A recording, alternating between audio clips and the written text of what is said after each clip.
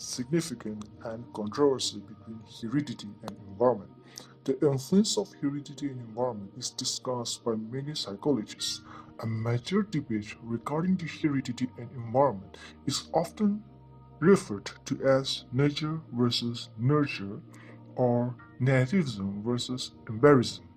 A native's account of development would argue that the processes in question are innate, that is, they are specified by the organism genes. And Barry's perspective would argue that those processes are acquired in interaction with the environment.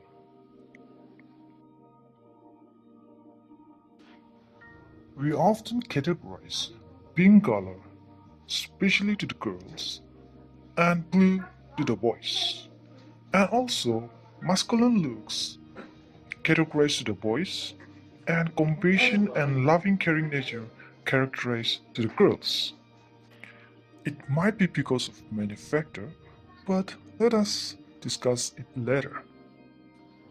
Naturalists argue that our behavior is down to genetic and it is inherited from our parents. They believe that everything about a person is decided at the moment of conception. Look at this picture, it will give you a brief idea about male and female.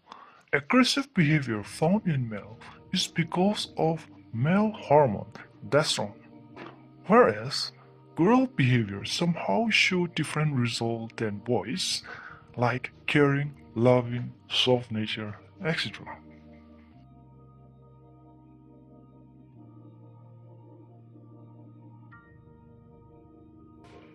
Nurture supporters argue that people learn their behavior from the environment, their upbringing, and the surrounding influences such as friend, family, work, colleague, etc. We can see most of the criminals, thieves, serial killer are a person with bad childhood environment, poverty, neglect or abused child, which is mostly influenced by environment. Human development is a joint product of heredity and environment. That is, development equal to heredity in the environment. Heredity and environment have equal significance in child development, as food and water are equally important for a person. Both of them are compulsory. Lumley said, "It is not heredity or environment, but heredity and environment." According to Devinant, the human organism, body, and mind is a center of creative energy that uses endowments and environment as its working material so that the element it receives from nature and nurture do not make it what it becomes. Heredity, no doubt, has its influence on the physiological traits, but environment is also the arbitrary of our development. What heredity can do, environment can also do. Neither can ever be eliminated and neither can be isolated. Both have been operative in determining human behavior. Both growth and human development are joint product of heredity and environment. In conclusion, both are equally important and that none is more important than the other. We are nothing without heredity and environment. Educational implication of heredity and environment. 1. Teacher can create conducive environment in the school so that students can learn efficiently.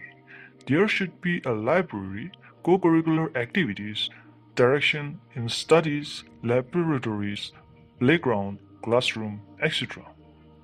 2. Modern education is child-centered. Thus, children need educational, professional, and individual guidance. This knowledge about heredity and environment is very necessary. 3. In the classroom, teacher too can guide student about growth and development, but he can do so only when he has knowledge about heredity and environment. 4. In order to provide psychological guidance to the maladjusted and problem child, He shall have to trace the heredity factor, the constitutional makeup of the child. Sometimes the children inherit mental abnormalities of the parents such as extreme sensitiveness, neurosis, impulsiveness, feeble-mindedness, criminal tendency, etc. No educational and vocational guidance is possible without having a full picture of the inborn traits and talent of the child. And lastly, it helps the teacher to organize various co-curricular and curricular programs for the best benefit of the children. Thus, we know that heredity and environment is of utmost value to the teacher, administrator, and educational planner. If it is realized, the system of education will be changed to great extent.